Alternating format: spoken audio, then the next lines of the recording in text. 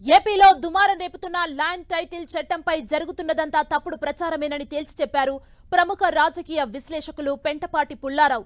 కేంద్ర ప్రభుత్వం నీతి ఆయోగ్ సూచన ప్రకారమే ఏపీ ప్రభుత్వం ల్యాండ్ టైటిల్ చట్టం తీసుకొచ్చిందన్నారు. ల్యాండ్ టైటిల్ చట్టంపై లేనిపోని ప్రచారం చేయడం విపక్షాలకు తగదని ఆక్షేపించారు పెంటపాటి.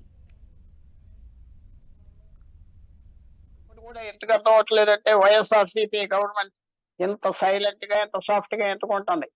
2019లో నీతి ఆయోగ్ సెంట్రల్ గవర్నమెంట్ అన్ని రాష్ట్రాలకి ఈ యాక్ట్ సర్క్యులేట్ చేసి ఇంత ముందలే మహారాష్ట్ర ఇలాంటి యాక్ట్ పెట్టేసుకున్నది. మహారాష్ట్ర గవర్నమెంట్ ఎక్కువ భూములు ఉన్న చోట అప్పుడు ఆ యాక్ట్ ఎందుకు తీసుకొచ్చాం? నీతి ఆయోగ్ చెప్పింది ఏమిటంటే అన్ని రాష్ట్రాలకి ఇది ఒక సింపుల్ గా చేసి ప్రజలకి వాళ్ళ భూములు ఎక్కడున్నాయి ఏమున్నాయి టైటిల్స్ ఇచ్చి కోర్టుకి వెళ్లకుండా వీళ్ళంత వరకు చేసే విధానాలు తీసుకొచ్చాం. లాస్ట్ రిసార్ట్ అన్ని దొరకకపోతే కోర్టుకి వెళ్ళటానికి ఇవాళ సబార్డినేట్ కోర్ట్స్ లో భారతదేశంలో అంటే జిల్లా కోర్ట్స్ వరకు ఎక్కువ 60-70% కేసులు భూమి గురించే ఉన్నాయి.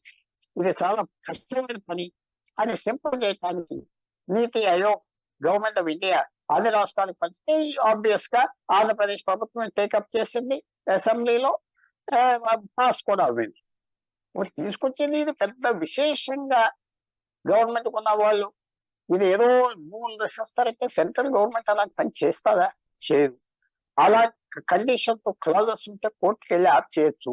ఇది కొంచెం సింప్లిఫై చేస్తున్నారు. చేస్తే దీంట్లో పొరపాట్లు ఏమన్నా ఉంటే దిద్దుకోవచ్చు. అలాగే తెలంగాణలో కూడా నిర్ణయం తీసుకొచ్చారు. కొంతమంది హ్యాపీగా ఉన్నారు, కొంతమంది అన్హ్యాపీగా ఉన్నారు. దాంట్లో ఉన్న లోపాలు దిద్దొచ్చు కదా. ఇప్పుడు కాంగ్రెస్ గవర్నమెంట్ అక్కడికి వచ్చింది 7 నెలలు 6 నెలలు వెళ్ళి అంత ఎమర్జెన్సీగా చేసేస్తా ఉన్నారు. అందువల్ల ఈ ప్రోపగాండా ఇది అలిగేషన్ గా అయినలా ఉంచి ఒక కొత్త విలువ వస్తున్నప్పుడు మనం వెల్కమ్ చేయాలా వద్దా? అప్పుడు కంప్యూటర్స్ వస్తే ఉద్యోగాలన్నీ పోతాయన్నారు. కంప్యూటర్స్ తీసుకురామన్నారు, పోయినాయా? సో మనం కొంచెం ఓపెన్ మైండ్ తో చూడాలి.